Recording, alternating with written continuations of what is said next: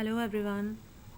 In this video we are going to discuss the chapter number 1 of history for class 9th और अभी तक हमने last part में इस चैप्टर में रीड किया है कि वुमेन का क्या पार्टिसिपेशन रहा इन फ्रेंच रेवोल्यूशन।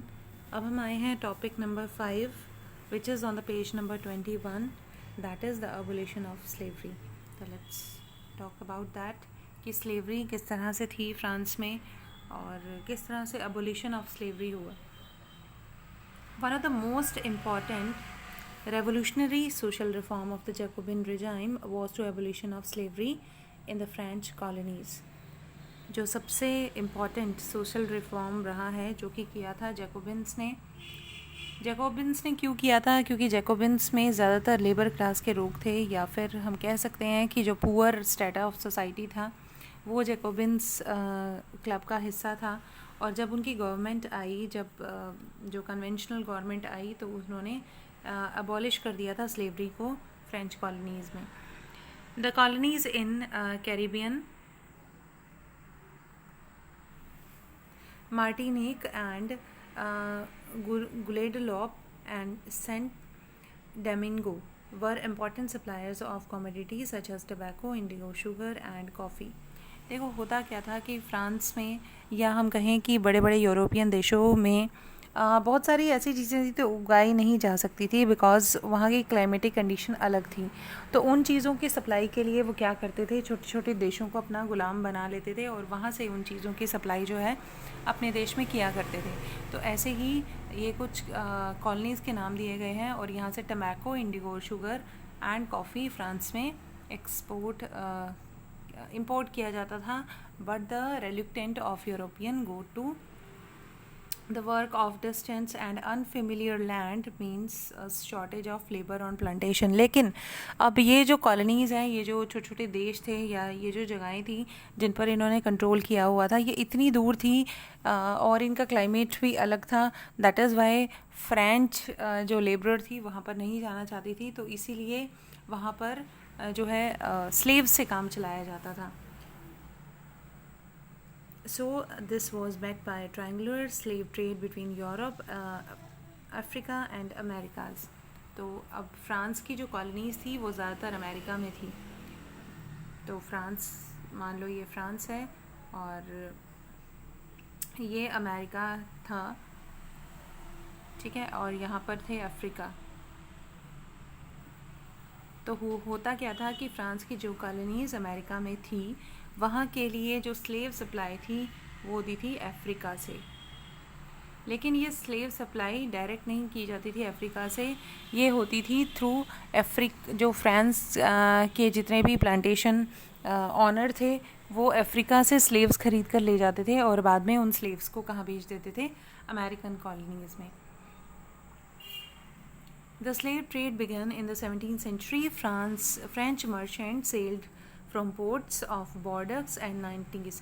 तो Bordeaux और Nantes जो हैं दो ऐसी पोर्ट्स के नाम हैं फ्रांस में जहाँ से अफ्रीकन कोस्ट हैं ये, यानी अफ्रीका से जब समुद्र के रास्ते फ्रांस में आते थे तो बॉर्डेक्स और नांतेस दो ऐसी जगहें थी जहाँ पर स्लेव्स की सेल और परचेज़ की जाती थी और जो प्लांटेशन ऑनर्स थे वो यहाँ पे स्लेव्स बेचते और ख़रीदते थे। तो ये जो जगहें हैं दोनों ही, बॉर्डेक्स और नांतीस, ये बहुत ही फेमस हो गई और ये एक मैं कहती हूँ डेवलप्ड सिटीज़ बन गई थी उस समय। तो बॉर्डेक्स और नांतीस जैसे जो पोर्ट्स थे वो इकोनॉमिकली बहुत ही प्रॉस्परस हो गए और फ्लरिश किया उन्होंने स्लेव ट्रेड में।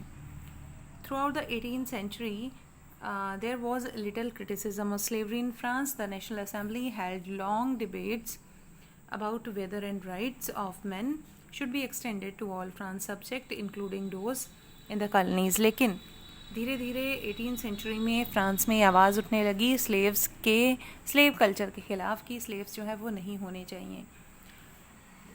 But it did not pass any law, क्योंकि उसमें ये ऑलरेडी क्लियर है कि जो इकोनॉमिकली वेल पर्सन्स थे उन्होंने नेशनल असेंबली बनाई थी। जो बिज़नेस क्लास थी या जो लॉयर थे, जो मर्चेंट्स थे, उन्होंने नेशनल असेंबली बनाई थी। तो कहीं ना कहीं इन स्लेव से उन्हीं को फ़ायदा होता था। तो आवाज़ तो उठी कि स्लेवरी बंद कर दी जाए या उसको अबॉलिश कर दिया जाए, लेकिन ये कभी कानून में नहीं आया during national assembly. But it did not pass any law, and fearing opposition in those colonies, but it did not, ये हो चुका है क्योंकि from businessman whose income depend on the slave trade, it was finally the convention which in 1794 legislature to free all slaves. उसके बाद जो है convention जो गवर्नमेंट आई थी, यानी जो जैकोबिन्स क्लब की गवर्नमेंट आई थी, उस गवर्नमेंट ने फाइनली एक कानून पास किया इन द ईयर 1794 जिसमें फ्री किया गया सभी स्लेव्स को. This however turned to be the short term measure. 10 years later Napoleon reintroduced slavery. लेकिन कन्वेंशन गवर्नमेंट के दौरान जो है स्लेवरी पूरी तरह से अबॉलिश हो गई, लेकिन जब नेपोलियन बोनापार्ट आए उन्होंने दोबारा से रीइंट्रोड्यूस कर दिया स्लेवरी सिस्टम को, क्योंकि वो भी बिजनेसमैन के हक में थे और उन्हें लग रहा था कि प्लांटेशन ऑनर जो हैं उनको कहीं ना कहीं नुकसान है इससे, और वो ट्रेड को फ्लरिश करना चाहते थे फ्रांस में, इसीलिए उन्होंने स्लेवरी को दोबारा से रीइंट्रोड्यूस किया. Plantation owner understood their freedom as including the right to enslave African Negroes to pursuit of their economic interests. Slavery was finally abolished in French colonies in 1848. Finally जो है Napoleon Bonaparte के भी जाने के बाद 1848 में France में abolition हो गया स्लेवरी का. उसके बाद हम आएंगे the revolution and the everyday life. तो रेवोल्यूशन आप देख रहे हैं कि फ्रांस में कितनी बार गवर्नमेंट चेंज हो चुकी है. कोई भी गवर्नमेंट अभी तक स्टेबल नहीं रही है.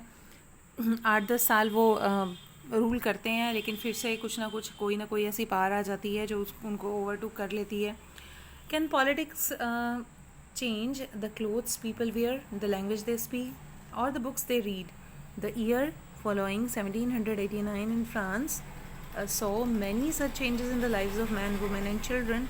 The revolutionary governments took it upon themselves to pass law who would translate the idea of liberty and equality into everyday practice. तो कहता है कि ज़िंदगी नहीं बदलती जब गवर्नमेंट बदलती है, हमारे खान पान रहन सहन नहीं बदलता, लेकिन जब रेवोल्यूशनरी गवर्नमेंट जो फर्स्ट गवर्नमेंट आई थी फ्रांस में, उसके आने के बाद जो है लोगों में इक्वालिटी और लिबर्टी के लिए इच्छा जो है बढ़ने लगी थी. या हम कह सकते हैं कि लोग जो हैं, इससे ये आइडिया इंट्रोड्यूस हुआ था लोगों में, लोग लिबर्टी के बारे में और इक्वालिटी के बारे में सोचने लगे थे. One important law that came into effect soon after the storming the Bastille in the summer of 1789 was the abolition of censorship. तो नेशनल असेंबली के दौरान जो है सेंसरशिप को अबॉलिश कर दिया गया था, जिसके अनुसार सेंसरशिप होती क्या है कि जब हम सभी चीज़ों को देख देख कर आगे बढ़ाएं, दैट मीन्स आपने सुना होगा कि फिल्मों को सेंसर किया जाता है. दैट मीन्स उनका वो पार्ट जो पसंद नहीं आता सेंसर बोर्ड को, वो उसको कट कर देते हैं या उसको ठीक करने को कहते हैं.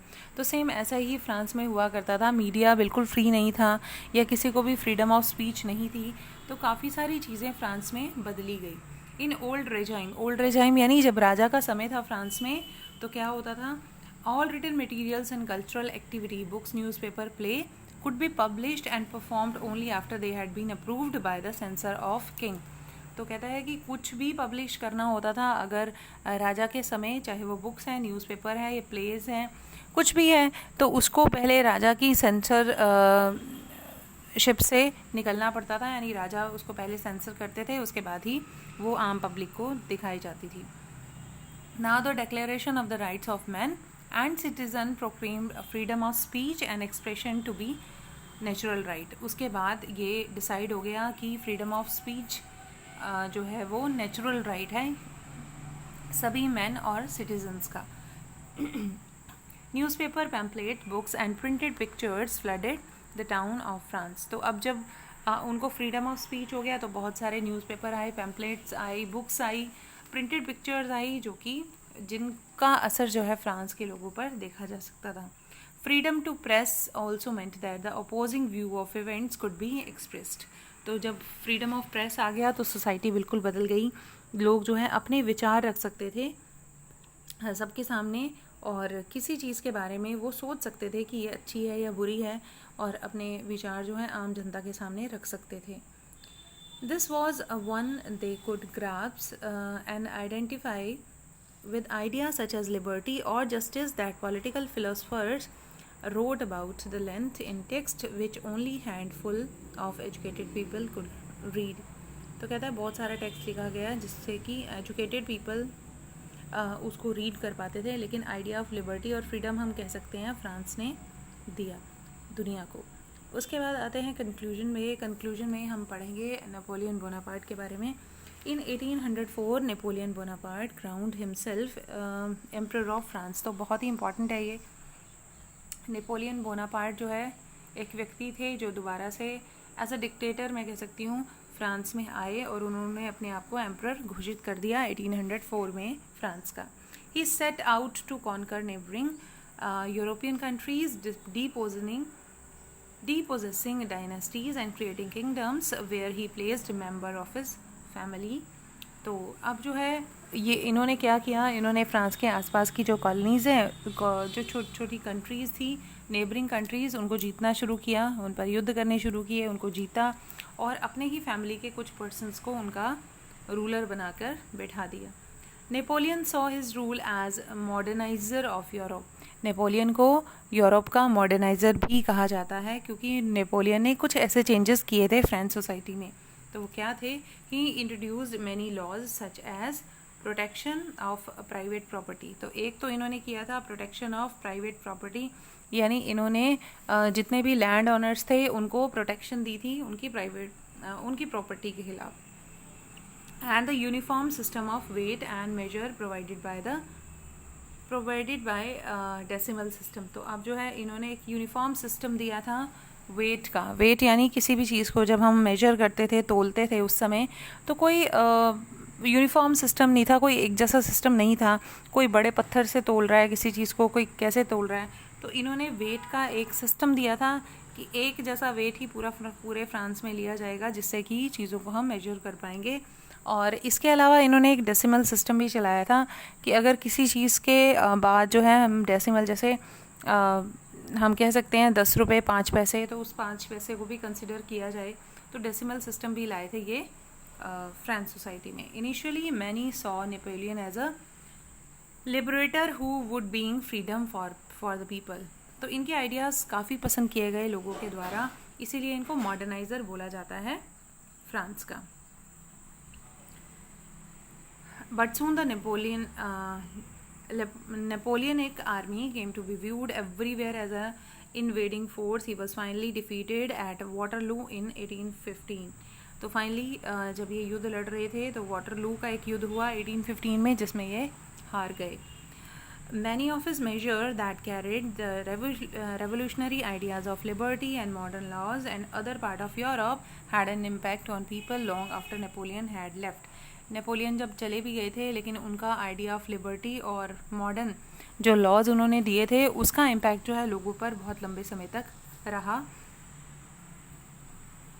उसके बाद idea of liberty and democratic rights were the most important legacy of French revolution. This spread from the France to the rest of Europe during the 19th century where feudal system were abolished.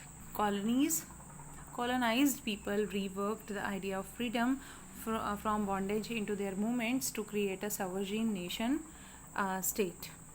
उसके बाद Tipu Sultan and Raja Ram Mohan Rai are two example of individual who responded to the idea of coming from revolutionary France. तो बहुत सारे लोग जो हैं France में ये जो revolutionary ideas इनकलकेट हुए इससे बहुत ही प्रभावित हुए और उन व्यक्तियों में से टीपू सुल्तान और राजा राम मोहन राय का नाम मेनली लिया जाता है. ये दो इंडियंस थे जो कि रेवोल्यूशनरी फ्रांस के आइडियाज़ में जो इन्होंने फ्रीडम और लिबर्टी का जो आइडिया दिया था उससे बहुत ही प्रभावित हुए थे. तो ये था हमारा chapter number 1 of history for class 9th. Hopefully आपने ये वीडियोज़ ध्यान से देखी होंगी और आपने समझने की कोशिश की होगी. Thank you very much for listening me.